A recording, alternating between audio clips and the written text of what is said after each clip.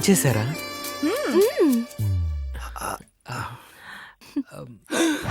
రేయ్, ఎప్పుడైనా ఇంట్లోకి వచ్చినప్పుడు ఇంట్లో వాళ్ళు అడుగుతారా భోంచేసావా అని. నువ్వేంట్రా తన్ను అడుగుతున్నావు? మామయ్య ఏంటి? బయటకు వెళ్లకుండా ఇంట్లో ఏం చేస్తున్నావు? మామయ్య బయటికి వెళ్ళాడంటే పని మీద ఉన్నాడని అర్థం. ఇంట్లో ఉన్నాడంటే పని లేదని అర్థం. Tell me darling, what you want? నీకు సైకిల్ తొక్కడం వచ్చా? ఓ అమ్మాయిలు తెలుసని చెప్పే మగాడి కంటే తెలీదని చెప్పే మగాడిని ఎక్కువ ఇష్టపడతారు. మామయ్య ఏమైంది? అర్థమైంది. తెలీదమ్మా. నాకు సైకిల్లో పెడల్ ఎక్కడుంటుందో బెల్ ఎక్కడుంటుందో కూడా తెలీదమ్మా. మీకు సైకిల్ తొక్కడం వచ్చా? బాగా వచ్చండి. నాకు నేర్పిస్తారా? అది నా బాధ్యత. మీరు సైకిల్ చూసుకోండి, నేను మిమ్మల్ని చూసుకుంటాను. రేయ్, ఏంటి బ్రదర్? ఆ రోజు అమ్మాయిలు తెలుసని చెప్పే మగాళ్ళ కంటే తెలీదని చెప్పే మగాళ్ళని ఇష్టపడతారని చెప్పావు కదరా. బ్రదర్, కొన్ని విషయాల్లో అమ్మాయిలు తెలీదని చెప్పేవాడి కంటే తెలుసని చెప్పేవాడిని ఇష్టపడతారు. ఆ టెక్నికే ఇక్కడ యూజ్ చేశా. టార్చర్ పెడుతున్నాడే.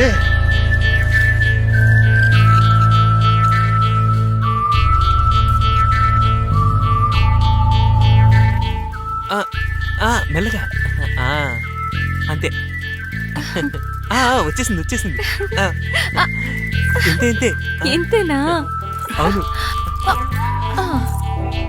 ఇప్పుడు నేను మీకు స్టెప్ బై స్టెప్ గా నేర్పిస్తాను. సరే. ఓకే. ఇదే హ్యాండిల్ బార్. ఇప్పుడు ఏం చేస్తావంటే నీ సుతిమెత్తని హ్యాండ్ని ఈ హ్యాండిల్ బార్ మీద మెల్లగా వేసి టైట్ గా పట్టుకోవాలి. గురువా, వాడు సైకిల్ హ్యాండిల్ పట్టుకోవట్లేదు, మీ అత్త కూతురు హ్యాండ్ పట్టుకుంటున్నాడు. ఇది పెడల్. నీ కాలు తీసి దీని మీద పెట్టి మెల్లగా. ఏం చేస్తున్నారు? నేనేం చేయట్లేదండి, కాలిక్కడ పెట్టి గట్టిగా అదమాలంటున్నాను. గురువా, తడుగుతున్నాడు. పెడలే కదా తడుగుతున్నాడు. అత్త కూతురు పాదాలు తడుగుతున్నాడు. సైకిల్ తొక్కేటప్పుడు నడుం కదలకూడదు. ఏ? నడుం కదిలితే పడిపోతారు. నేను పడిపోతే మీరు తట్టుకోలేరా? ఇప్పుడు ఆ విషయం ఎందుకులేండి. మీరు పడిపోకుండా నేను మీ నడుం పట్టుకోవచ్చా?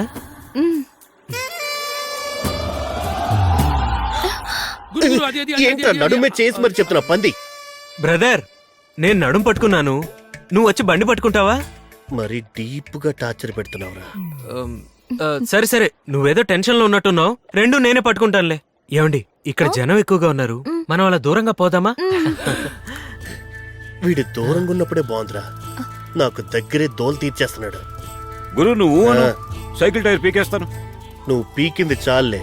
రేయ్, వాడు మనసులో నా గురించి ఏమనుకుంటున్నాడ్రా? మీ అత్త కూతురు సైకిల్ తొక్కడం వచ్చా నిన్నే కదా అడిగింది.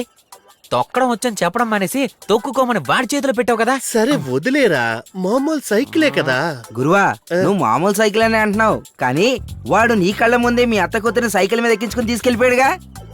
అది కాదురా నల్లడా.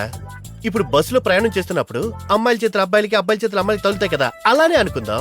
ఏంటో అనుకునేది. అక్కడ తెలియకుండా చేయి పడితేనే కోపడతారు, ఇక్కడ తెలుసు కూడా కావాలనే కోఆపరేట్ చేస్తుంది కదా. అది కాదురా తాడి. అన్ని మాటలు మాట్లాడాల్సిన అవసరమే లేదు.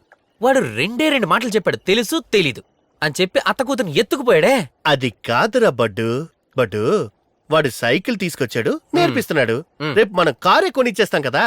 నువ్వు కారు కొన్నా తోలేదు ఆయనగా. చెత్తనాయలా, నా దగ్గర తిని నా దగ్గర తాగి వాడికి సపోర్ట్ చేస్తున్నారా?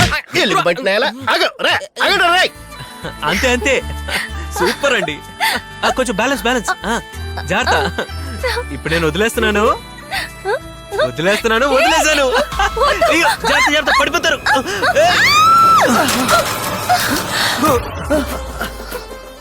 సారీ అండి, మీకు సైకిల్ నేర్పిస్తా అని చెప్పి ఇలా కింద పడేశాను. నేను కావాలనే పడ్డా.